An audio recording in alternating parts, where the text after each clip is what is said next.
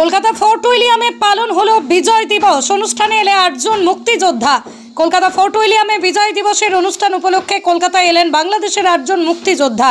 সোমবার অনুষ্ঠানে উপস্থিত ছিলেন বাংলাদেশের এক ব্রিগেডিয়ার জেনারেল। তবে বাংলাদেশের কূটনৈতিক প্রতিনিধিদের কাউকে দেখা যায়নি ফোর্ট উইলিয়ামের অনুষ্ঠানে।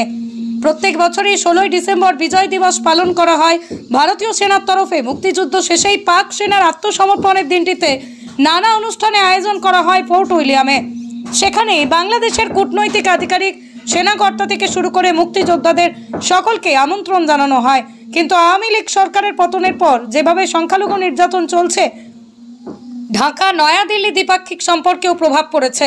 শোনা যাচ্ছিল এবার বাংলাদেশের প্রতিনিধিদের ছাড়াই বিজয় দিবস পালিত হলো ফোর্ট উইলিয়ামে।